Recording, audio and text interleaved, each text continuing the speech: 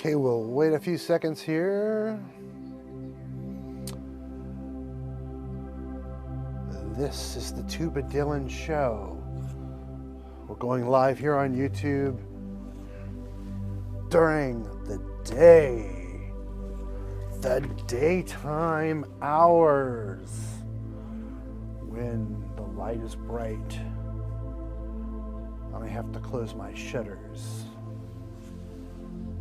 Welcome. We have one viewer, so daytime broadcast is definitely better, because that's 100 times more. Well, actually not really, than the amount that were here last time.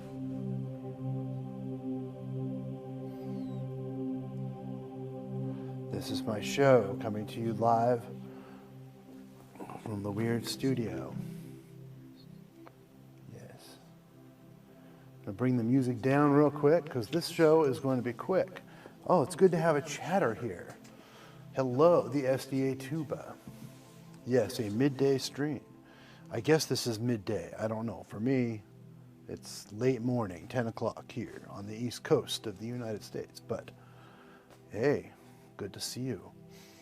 This is very exciting. I have something to talk about, and I thought I'll just fire this up. That was the whole point of creating it in the first place. I got a question on TubeNet that interested me, and I have a quick answer to the question. And let me read you the question here, if I can find it on my iPad. If not, I'm going to have to try to find it. Okay, oh, yep, here we go. Here we go. This is it. I found it. The question I got is regarding what's in the title here for this live stream. So if you're watching this later, this is more for people watching later, but this should answer partly that question. And I'm going to leave it anonymous, but a friend wrote me on TubeNet. Hi, Dylan again. Thanks for your response to my post regarding the Mac Brass 621, some stuff about enjoying my videos. He says he's a retired music educator and has worked playing euphonium and or tuba, having played a variety of tubas along the way, and have found that double C tuba works well for me. For him, I'm reading his email. Probably should have just read it the way it said. Okay, continuing on. In various settings. At 71, I can't imagine the big horns. I can't manage the big horns like I used to. Currently, I'm involved with a community band on tuba and a music educator's band on euphonium, hoping that some of the quintet and small orchestra gigs will perhaps come back at some point. I've thought about that myself. I don't play tuba gigs anymore, but I can still play tuba really well. So part of me wants to go do that. The other part says, nah, you're fine doing what you do. I have a 4/4 double B flat at the moment, 22 pounds, would like to find something a bit lighter, but still with enough sound to make a difference and have some versatility. Shopping trip is, of course, not feasible with COVID, as I said. Double C would be my key of choice. Since you have experience with a lot of tubas, I was wondering if you could suggest a few models to consider. Thanks in advance. And I've thought about this, and I do have a couple of thoughts about it. Getting older myself, and I can still handle any kind of big tuba, so I don't think I would be shy bringing any of my horns out to a gig. Now that being said, I think there's something to be said for having better ergonomics, especially if you're going to play for long periods of time. If you're going to play in a quintet or any kind of wind band or smaller group, you're probably going to be holding down the bass and playing the whole time. And he asked about the Mac Brass horn. I'll show you that horn real quick.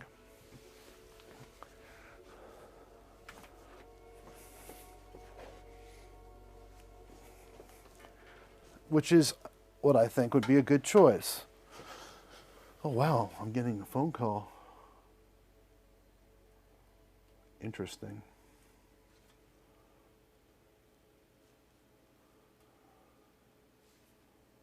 I'll have to grab that in a few more minutes. I'm going to make this real quick. So where are we? We're up here. Let's bring this into this view here. There we go. Yeah. So this horn, here's the Mac brass horn. This would be a very good choice. Not necessarily the best choice, but I think it's between a small double C tuba like this, which is also very affordable, and what a rotary horn. I think you should think about getting a lightweight German rotary horn. And I'll tell you why. A horn like this is built in that semi-York or American style. And if you're playing for some amount of time, you are going to have to spin this and turn it and remove slides to empty water. There's no way around it. The water is going to get trapped. And this is what I think would be, this is just the main reason why I would think about doing a rotary valve horn.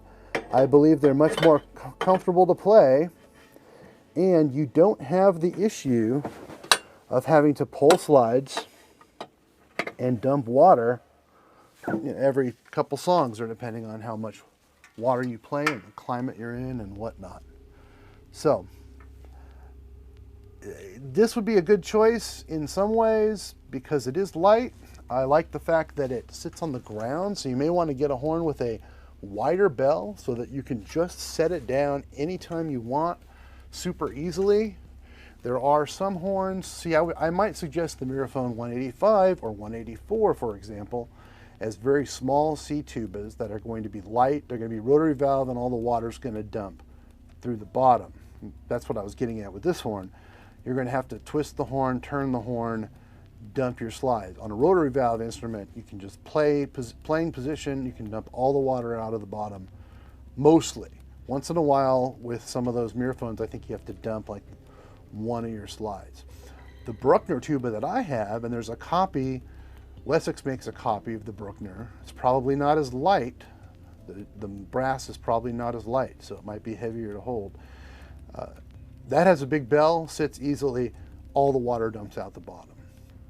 So I think that that would be just the best choice for me, getting older, playing for a long time in a band, all day in a quintet. You're looking to get into gigs. You might get, if you're in a quintet, you might be playing in street gigs or just little mall gigs or whatever like that. You're going to be playing a lot. You're going to get tired if you want to really do that kind of thing. So, I mean, that's my recommendation. Any kind of American tuba, you're going to have to dump water a lot. Is it a big deal? No. Like, would I have a problem playing this horn out? Not at all. It's not. But if you want really pure ease of use, go for the rotary tubas. I mean, I just love the Bruckner for that. I'm going to put this one down over here and just pull out the Bruckner and show you.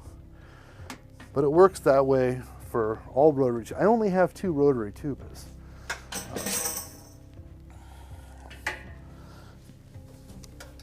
But this is the one I prefer for any longer gig where I'm going to play double C. There we go.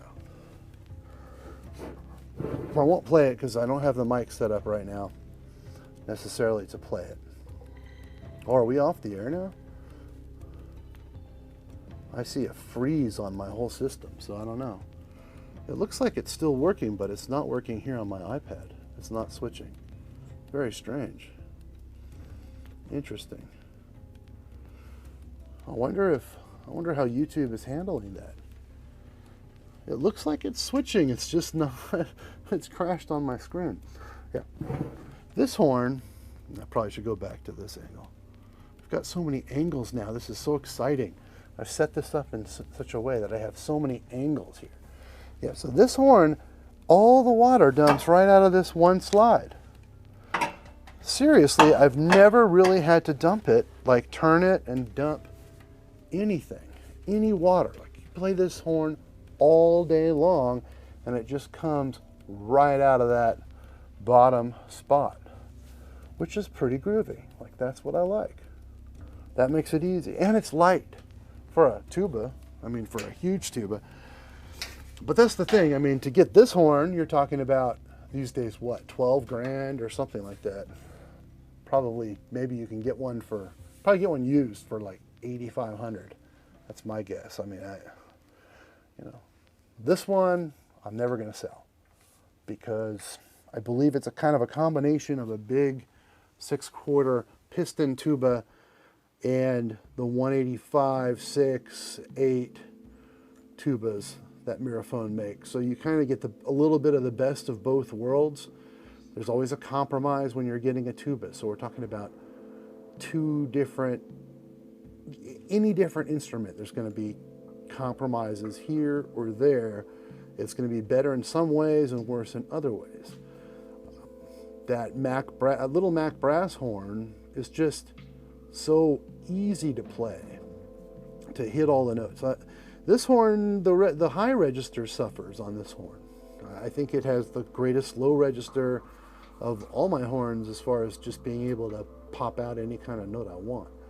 But the high register is a little tricky and, I don't know, falls a little bit flat in the sound. The Mac brass has kind of the whole range of the instrument, and it's all good, all of it. So, wow, I'm losing one of my robots. I fired this up in the daytime, and it seems to be working, but there's all kinds of weird little bugs happening here. It's amazing that it's still working on YouTube and that I think I'm still switching screens successfully. I don't really know for sure. Just playing around with you guys, but I think that my robot cam just died. Yeah, that's what that beeping is. It's freaking out. Cheap camera batteries. Cheap Chinese camera batteries. I did put new batteries in there, but nah, whatever. They didn't like those. Didn't like them. Now I'm really talking to myself here. Hey, but anyway, that's it. That's all I really wanted to say.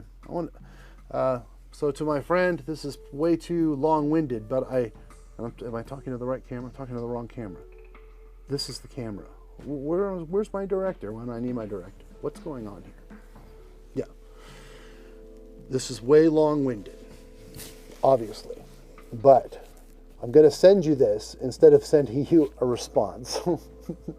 And hopefully you can just put it on YouTube 2x speed and deal with my slow getting to the point. But the point being, and the point is, that a rotary valve horn is much easier to deal with for long periods of time. And that's definitely something to consider. I would pick the rotary valve horn for a horn that I would probably want to play into my 60s, 70s, 80s. By that time, I don't think I would want to deal with a piston valve horn at all.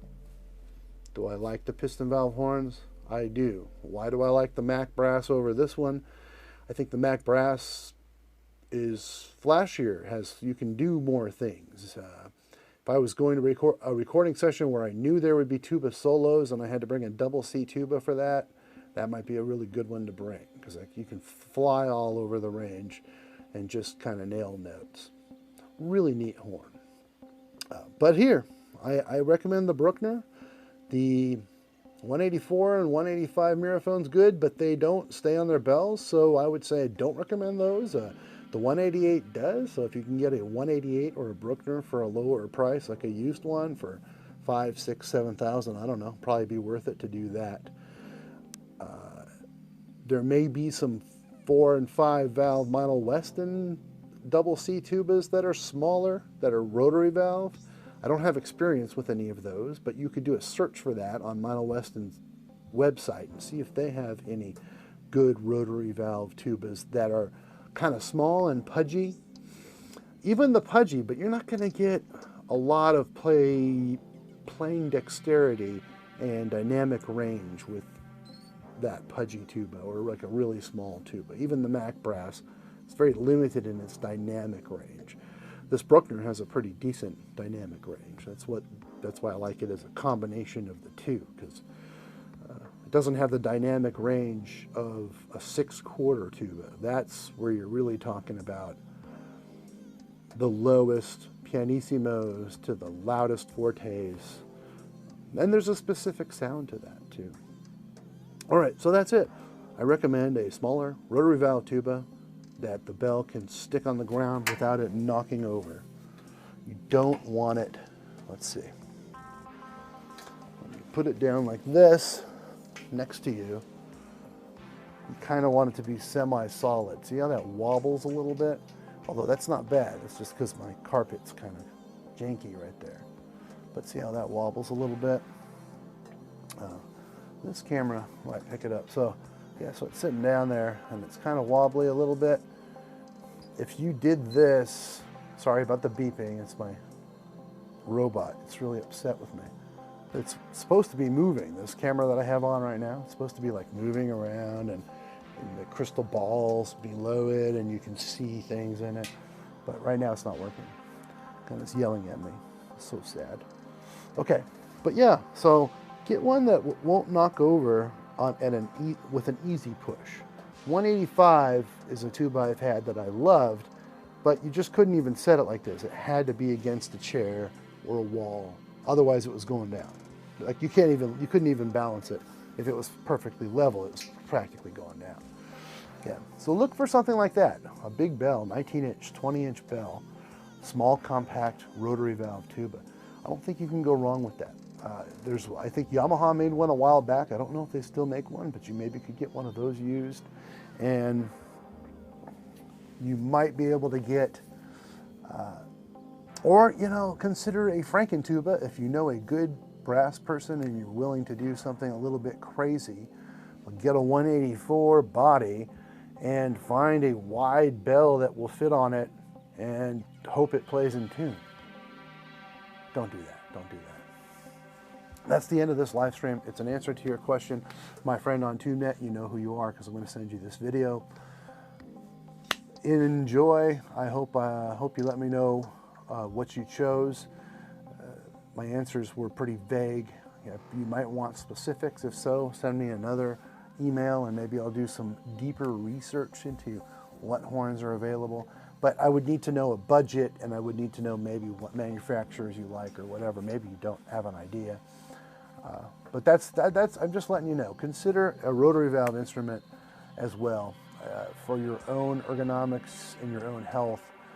That might be a really good choice. Not to mention that the articulations on a rotary are very nice to the ear, especially in a band.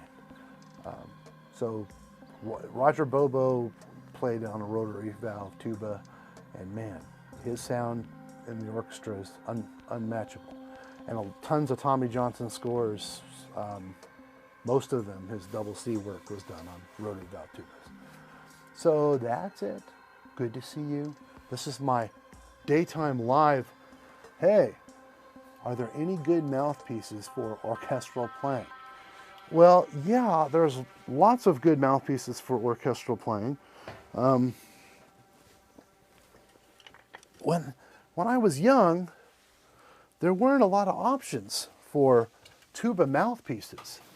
So I played on a Miraphone C4 like growing up.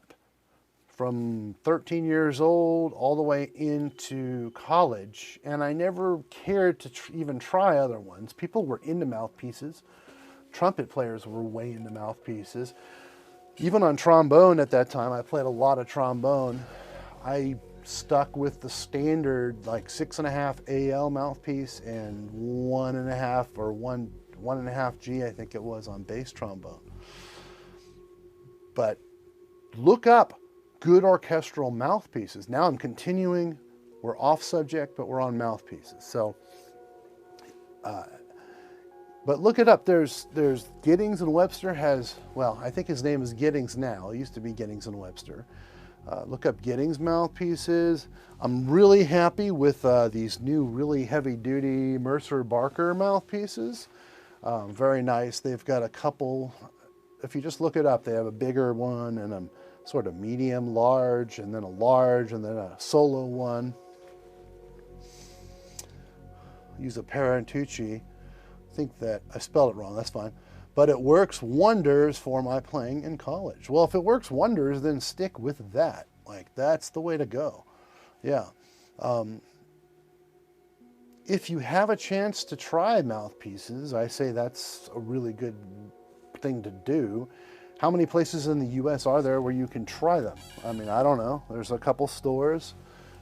There's one up in Durham. That's the closest one near me. I was just up there. It takes a couple hours to get there from where I am. And I didn't go to the Tuba store. So believe it or not, I went to Durham or that area and didn't go to a Tuba store. I went to the museums instead. Check me out on Instagram. You can see my pictures from the museum. Yeah. I'm just waiting for work to come in today. Early morning. I usually stream at midnight. So here we are, chit-chatting in the middle of the day for me. It's a little different because I don't like really setting up the studio in the daytime because I have daylight that sort of seeps into my shutters back there. You can see them back there. I'm very particular, very particular. It's maybe a spectrum-y thing, if you know what that means. Not the cable company, the diagnosis. Not the cable company, the diagnosis. But yes, there's so many good mouthpieces out there now that you almost can't choose. And everybody doesn't, everybody wants to spend money on one mouthpiece and buy the perfect mouthpiece. So your choices are find a place where you can go and try out a bunch of mouthpieces, either a tuba festival thing of some sort where someone brings a case of mouthpieces to sell, or a tuba store like the one that's near Chicago, or the one that's in Durham, Raleigh, or Baltimore Brass, or the Horn Guys in Los Angeles. I don't know. Look it up. There may be one near you. 11 p.m. Wow. Far out. Yeah, that's usually early for me. Like if I in the old days when I did more of these streams, if I went on at 11, oh, that thing's still freaking out talking to me. That's crazy. If I went on out at 11, that would be early because I usually go on at midnight or 1 o'clock in the morning. Yeah, so this is kind of fun. I can actually look over there and see my emails. I'm expecting some work that I have to get done this morning, so I'm waiting just for the next email for that to go. And chilling in here on the other station. And it was kind of my goal to go live all the time when I set this up, and became less interesting to me, and I also became more, I guess, busy in my kids' lives and trying to help them overcome the craziness of today's world and society. But yeah, I mean, to answer your question, I could talk about mouthpieces forever.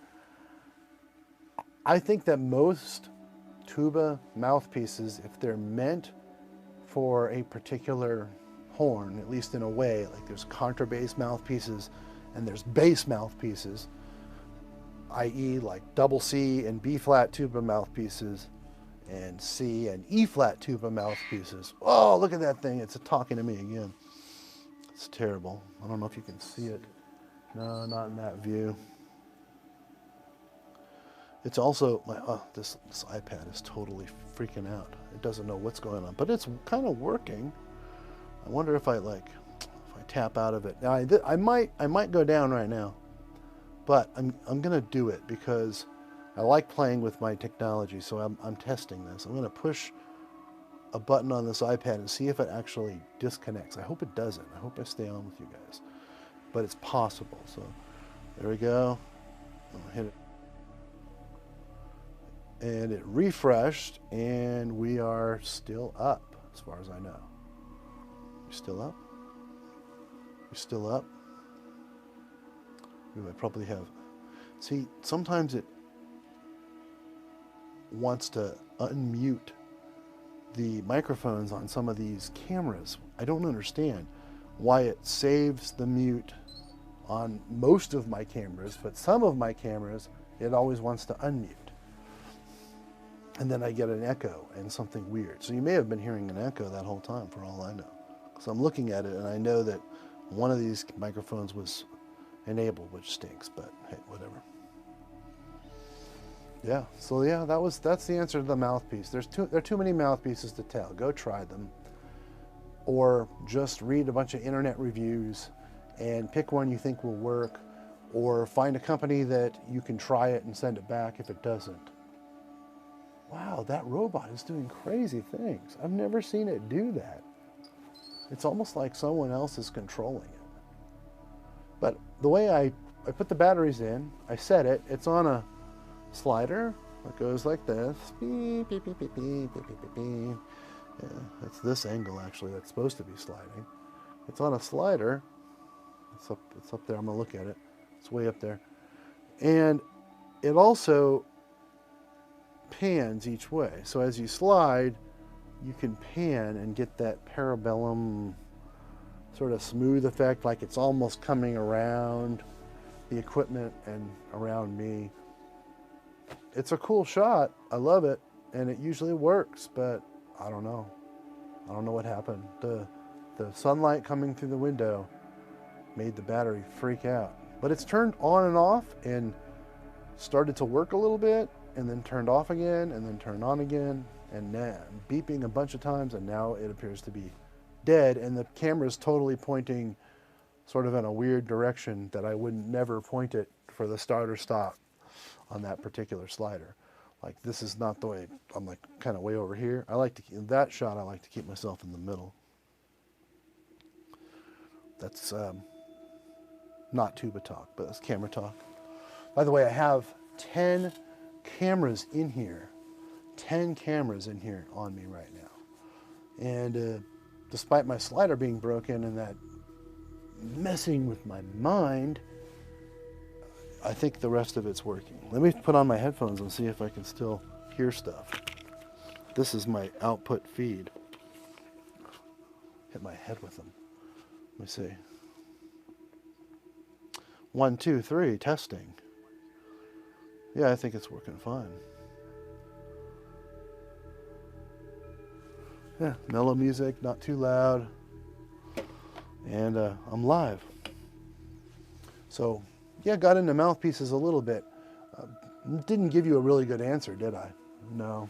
I have a ton of mouthpieces. Everybody wants to hear. This one on the Miraphone that I like using is a wedge. I don't know, does it say the model number on here? I don't think it has a model number. It should. Oh, there we go. Of course. H2. H2. And I don't know, is the wedge a gimmick? Maybe. Do I like it better than a regular round mouthpiece? No. Is there something about that one that I like enough to play with that horn? Yes. If I switched to another mouthpiece and played on it for a few minutes, would I be totally comfortable staying with that one? Most likely. One that you have. I don't know. What are your favorite pieces of repertoire for tuba? That's a great question. You know, Tchaikovsky's symphonies or tuba really stands out to me, and I just love the harmonies, how Tchaikovsky writes. Just a great orchestrator. I mean, Brahms was, but he only wrote one for tuba. But Tchaikovsky, that would be probably my favorites. Wagner is fun to play, but you know, I'm not the hugest fan of Wagner. It's beautiful stuff, but it's German music, and there's only time for so much music. And for me, no offense to any Germans out there, I just don't want to listen to the German music so much. Of course, I talked about Brahms, but anyway, I like Brahms is different. I like Brahms better than Wagner. But he didn't write a lot for tuba. Other favorite pieces of rep, I mean, the Planets is just killer great. The Planets is just super fun to play. I like the Hindemith stuff. That's super fun to play. The tuba takes sort of a newer, important role. I mean, he almost writes for the tuba in his orchestral repertoire as much as he's writing for the bass. So I like Hindemith stuff, that's for sure. what else have I really enjoyed playing? Man, the 1812 Overture, I mean, that's a really great one because you are playing so loud, and usually the tuba is sort of the cannon in an orchestra, but then there's a cannon. So you're like second to the cannon, which is very cool. So I like the 1812 a lot with the cannon. That's pretty exciting. Let me think of any other fun ones.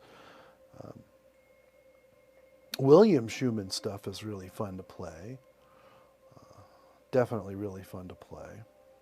And I don't know, Bruckner stuff, that's fun to play.